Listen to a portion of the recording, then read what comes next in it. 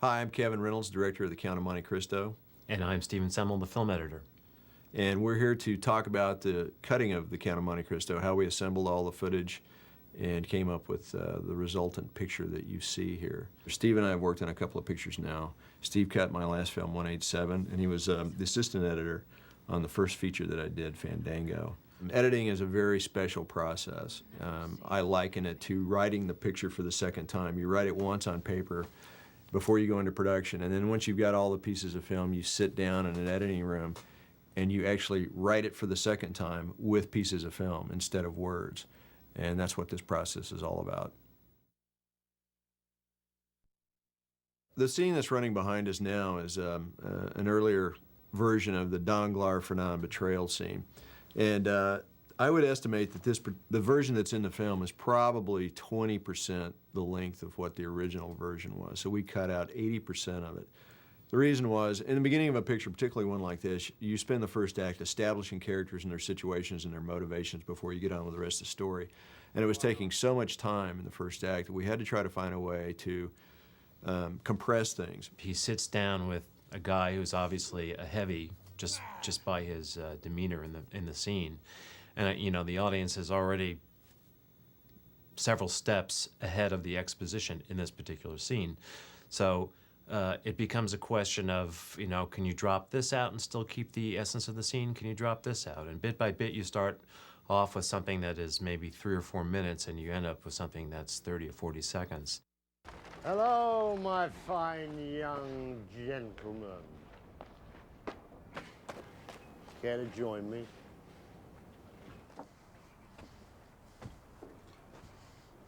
Why not?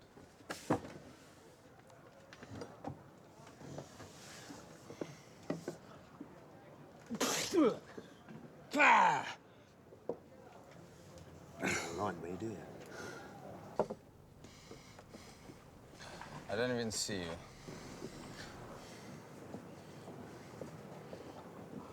So tell me, Mondego, how did you ever become friends with that righteous little Pearce? We were children. We amused each other. Ah. He's taken your captaincy, isn't he? I earned that captaincy. I noticed they never offered it to me. You don't want to be captain? It's beside the point. I should be given the opportunity to turn it down.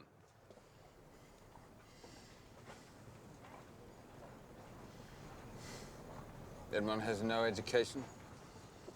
There's no money. No social standing. I thought you two were supposed to be best friends. He claims to be my friend. He has the audacity to keep secrets from me. What secrets?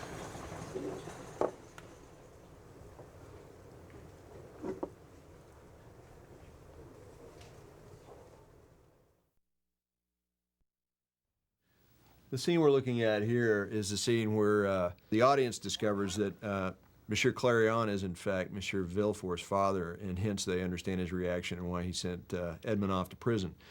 This was another case where, because of time constraints, we had to find a way to compress things. And this is greatly reduced from what it was originally, as you can see in this alternate version. And the thing that really was deleted mostly was the character of Villefort's wife, Valentina, who I thought was a great character, and she's a wonderful actress. But again, because out of necessity, we had to find something to delete, and her character is greatly diminished here. It's a hint. It's always a question between what's more important, further character development or pacing. And we erred on the side of pacing here. God's sake, Father, all Valentina is saying is that as a family, our fates are intertwined. Surely you can see that. See? Ah, I'm an old ruin. I don't see as well as I did. You will excuse me.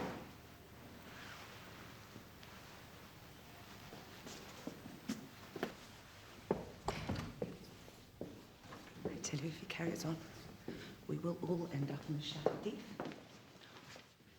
You know, or guillotined. I'm at my wit's end.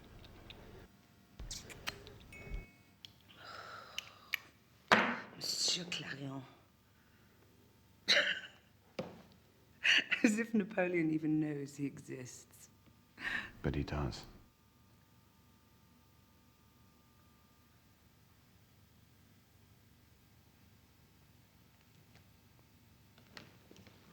In that case,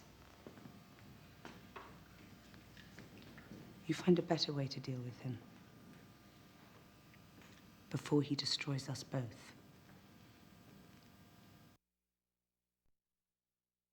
This scene really had kind of two sections to it. Fernand tells his wife that he's going to do whatever he damn well pleases, and she just has to, you know, go along with it. And in the second half of the scene, she comes back to him.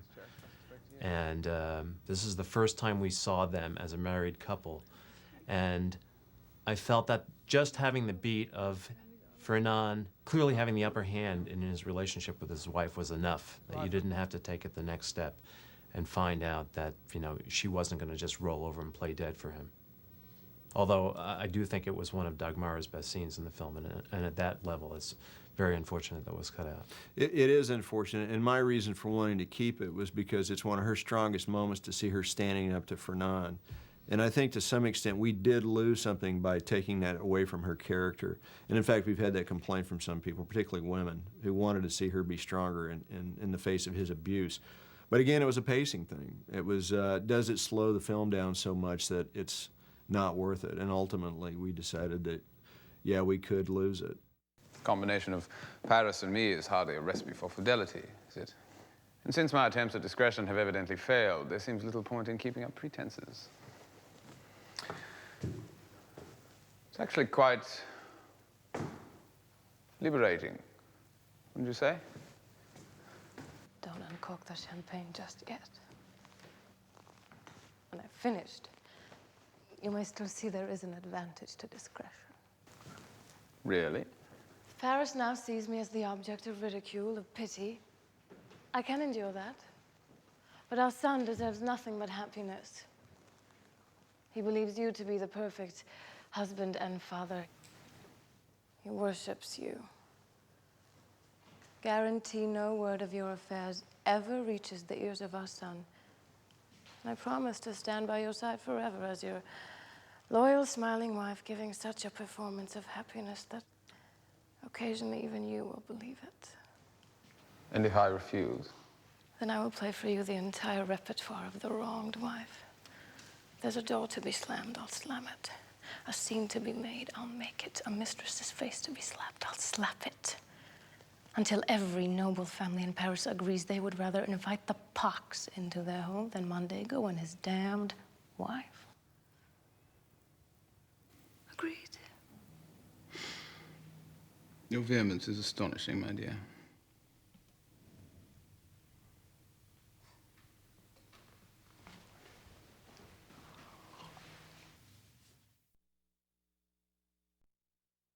There's two different versions where Villefort is arrested that had very different endings. In the original ending, Villefort is arrested and Madame Villefort comes and the Count of Monte Cristo rebuffs her. We tried that at first, and then we tried another version in which, just editorially, we created Villefort's shooting himself with the gun, and we thought that was pretty slick, and in a way it was his just desserts that you know, he should do himself in, and it kind of showed, it gave the Count of Monte Cristo it made his character go too far. And there was nothing else in the film really where he kind of crossed the line and resulted directly in somebody's death in the same way as we tried it when Villefort killed himself. And we got to a preview in Reading, England. I think it was our second preview. And someone in this focus group said they didn't like the fact that Villefort killed himself, and that really the way that scene should have ended was the way it was originally scripted.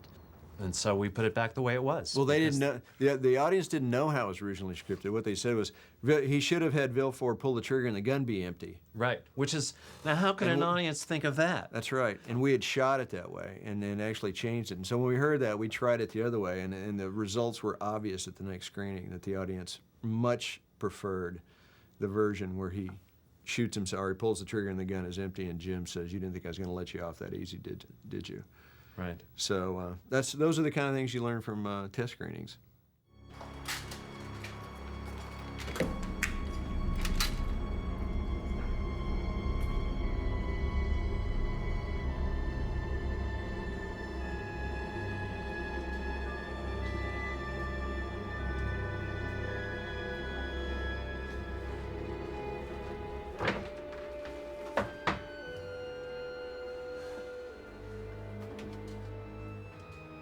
A courtesy for a gentleman.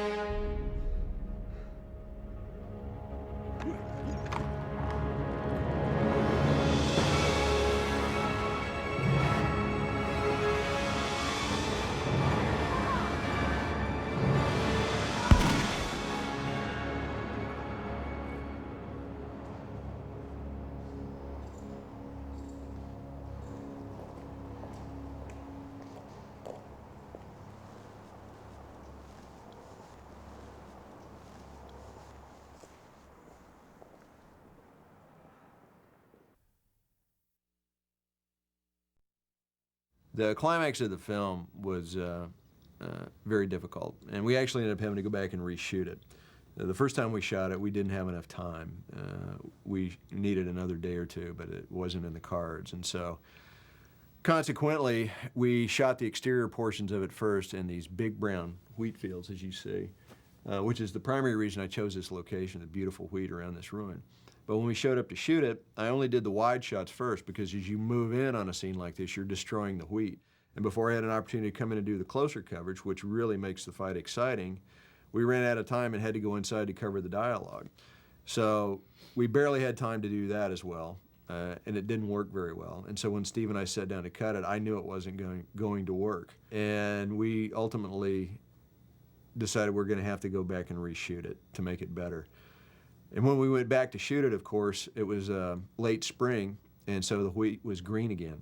So we could not simply go back and do pickups. We had to reshoot the entire sequence, which was not a bad thing because we could really improve it. I think there were some great shots in the original sequence.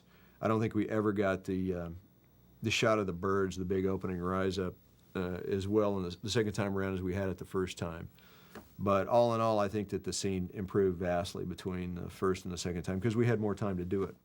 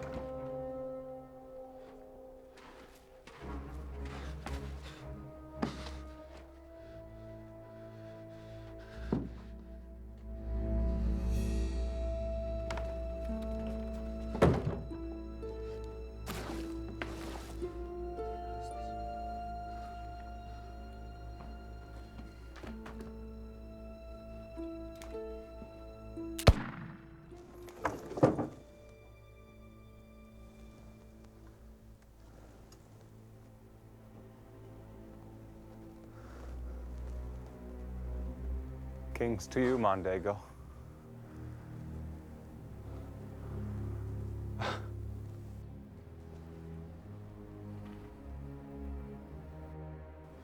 Edmond. How on earth? How did I escape? With difficulty. How did I plan this moment? With pleasure. Well, I must say, this is a remarkable performance. Poor man becomes a count, count becomes a poor man. I suspect you've already taken Mercedes. And everything else. Your money, your reputation.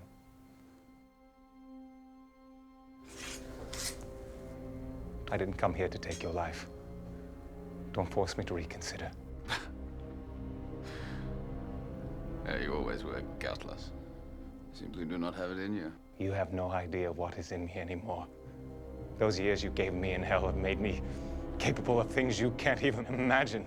And yet look what you've become, Count. Perhaps we're not so different after all. It would appear that you are also quite capable of treachery and deceit. You may have given my life purpose for the past 15 years. But I will never be you. Nor will I ever commit the crimes for which I was unjustly sentenced. Now leave. Not until I know the truth. Did you or did you not use my own son to destroy me? Yes, I did. And one day he will understand why. He doesn't care why. Abbe. You were my friend. I looked up to you. Now I'm sure you die like any other man. These circumstances are not as they seem. On the contrary, they're exactly as they appear. And like any honorable man, he desires satisfaction. You would risk the life of your own son. One must not stand in the way of a man and his vengeance. Abbe, if you knew the truth about your father, you would never defend his honor. Why would I believe you?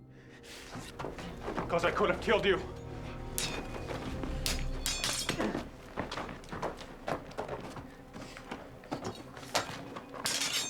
Abbe. Don't you see it? He's not worth fighting for. If he is so noble, then ask him why he's taking your mother.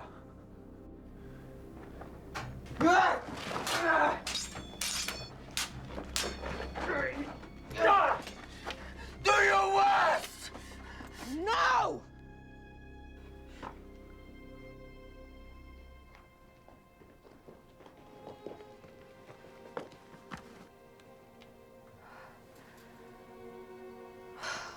Abbe.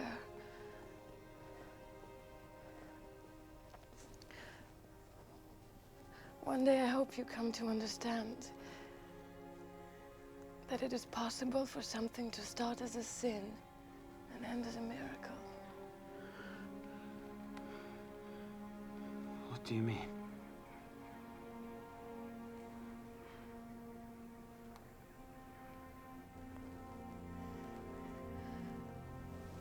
You are the son of Edmond Dantes, the man you know as the Count of Monte Cristo. I'm afraid it is true. You are the walking proof that your mother was as much of a whore in her younger years as she is today. You had me fight him. That didn't do any good, though, did it? You have only one shot. It'll take more than that to stop me. Well, then I'd best put it where it will do the most damage.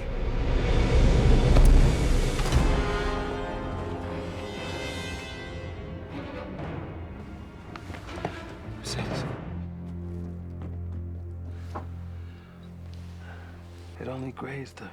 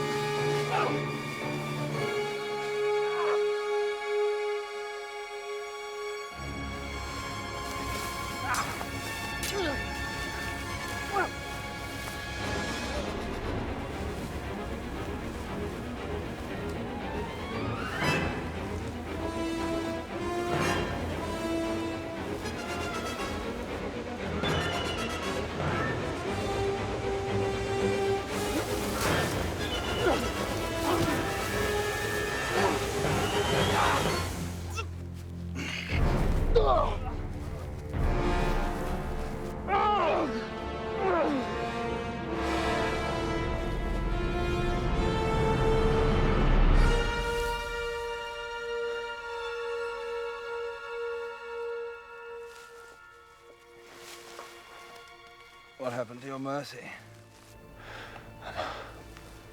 Don't. Not a saint.